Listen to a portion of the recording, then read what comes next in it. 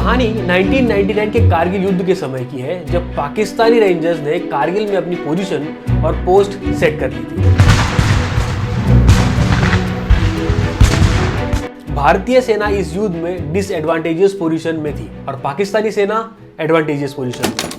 उस समय भारत को इस मुश्किल भरी स्थिति से निपटने के लिए जीपीएस यानी ग्लोबल पोजिशनिंग सिस्टम की मदद जरूरी थी, जिससे पाकिस्तानी रेंजर्स का ठिकाना पता चल सके और उन्हें सबक सिखाया जा सके। लेकिन यह मदद देने से अमेरिका ने मना कर दिया। हालांकि इस कहानी का आज भी कोई ऑफिशियल कंफर्मेशन नहीं है, लेकिन ऐसे और भी घटनाएं हैं जिससे लगता है कि इस बात में दम जरूर है। दोस्तों, बात जब सिक्योरिटी फोर्सेस की हो तो जीपीएस जैसे नेविगेशन सिस्टम का उन्हें एक्सेस और कंट्रोल पूरी तरह से होना चाहिए, बल्कि उन्हें उनकी खुद की ज्यादा एक्यूरेट नेविगेशन सिस्टम जरूरी है। कारगिल की घटना के बाद 2 दशकों में भारत ने इस टास्क को पूरा किया और अपना सैटेलाइट नेविगेशन सिस्टम बना दिया। प्रधानमंत्री मोदी जी द्वारा इस सिस्टम का विमोचन हुआ, जिसे उन्होंने नाम दिया नाविक। ये सारी व्यवस्था, हमारी ये जीपीएस सिस्टम नाविक नाम से जानी जाएगी। तो चलिए दोस्तों, आज इस अंतरिक्ष सीरीज के इस तीसरे एपिसोड में बात करते हैं भारत के ऐसे ही लैंडमार्क मिशन की। जय हिंद, नमस्कार दोस्तों, मैं हूं प्रसाद और स्वागत है आप सभी का इस अनोखी पहल पर्सपेक्टिव 360 में। दोस्तों, भारत ने 3 तरह के स्पेस मिशंस किए हैं। पहला है सैटेलाइट प्रोग्राम्स, दूसरा है प्लैनेटरी साइंस यानी एस्ट्रोनॉमी प्रोग्राम्स, तीसरा है extraterrestrial exploration programmes. Satellite programmes के तहत इनसैट, रिमोट सेंसिंग सैटेलाइट्स और नेविगेशन सैटेलाइट्स आते हैं। शुरुआत करते हैं इनसैट यानी इंडियन नेशनल सैटेलाइट सिस्टम से।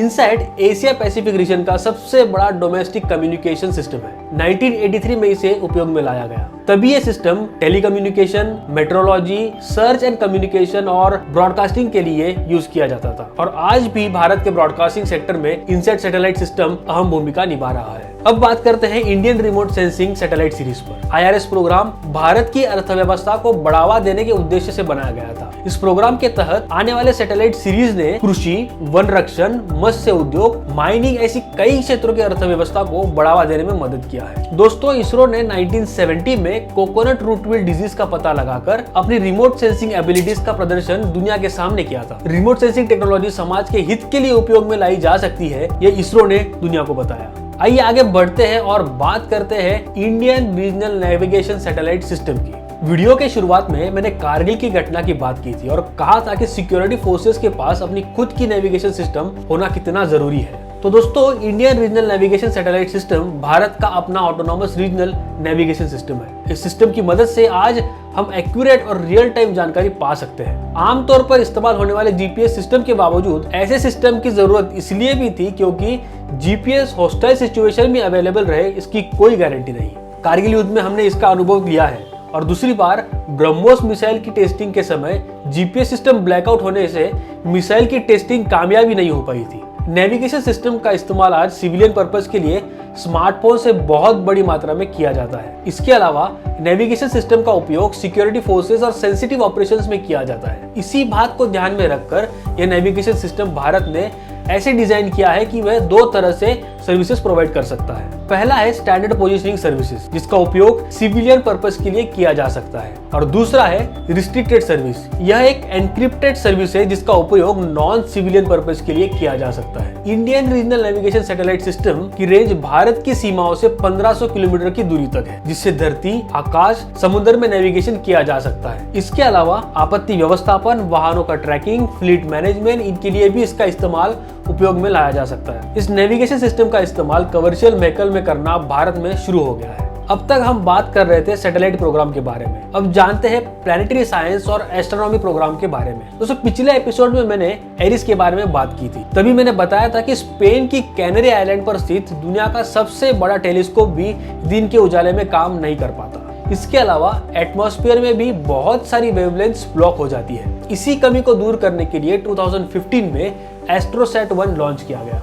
एस्ट्रोसैट का इस्तेमाल जनरल पर्पस साइंटिफिक ऑब्जर्वेटरी के तौर पर किया जाता है। हाल ही में एस्ट्रोसैट ने धरती से 800 मिलियन प्रकाश वर्ष दूर एक गैलेक्सी क्लस्टर की खोज की है, जिसे अबेल 2256 नाम दिया गया है। एस्ट्रोसैट से मिली जानकारी से यह पता चला है कि अबेल 2256 गैलेक्सी क्लस्टर में मौजूद गैलेक्सीज हमारे गैलेक्सी से भी 1500 गुनी बड़ी है। अब बात करते हैं तीसरे टाइप के स्पेस मिशन यानी एक्स्ट्रा टेरेस्ट्रियल एक्सप्लोरेशन प्रोग्राम के बारे में।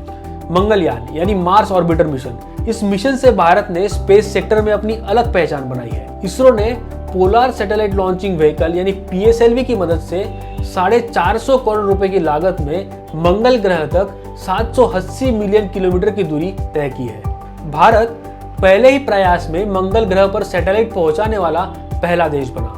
इस मिशन के जरिए इसरो के साइंटिस्ट मंगल ग्रह की सतह और वातावरण का स्टडी कर रहे हैं। ऐसी स्टडी से यह पता चल सकता है कि भविष्य में इंसान मंगल ग्रह पर रह सकता है या नहीं। चंद्रयान 1 भारत का पहला मून मिशन था। इस मिशन से 14 नवंबर 2008 को भारत चांद पर अपना झंडा फहराने वाला चौथा देश बना। इस मिशन से भारत ने दुनिया को चांद के सतह पर पानी की मौजूदगी के सबूत दिए। इस मिशन पर कुल 11 उपकरण लगाए गए थे, जिसमें 6 उपकरण फॉरेन एजेंसीज के थे और वह फ्री ऑफ कॉस्ट लगाए गए थे। इन एजेंसीज में NASA, Bulgarian academy of science, brown university और यूरोप के साथ साथ नॉर्थ अमेरिका की कई संस्थाएं शामिल थी। कम्युनिकेशन में खराबी के बाद मिशन तय समय से पहले खत्म करना पड़ा था, लेकिन इस 312 दिन के मिशन ने 95% टास्क पूरे कर लिए थे। इसीलिए इसरो ने इस मिशन को सक्सेसफुल मिशन डिक्लेयर किया था। इस लैंडमार्क मिशन के चंद्रयान 166 टीम को कई अवार्ड से नवाजा गया। American institute of aeronautic and astronautics space 2009 award, the international lunar exploration working group international cooperation award 2008 और the national space society 2009 space Pioneer award. आइए बात करते हैं चंद्रयान 2 के बारे में। यह भारत का चांद पर दूसरा मिशन था।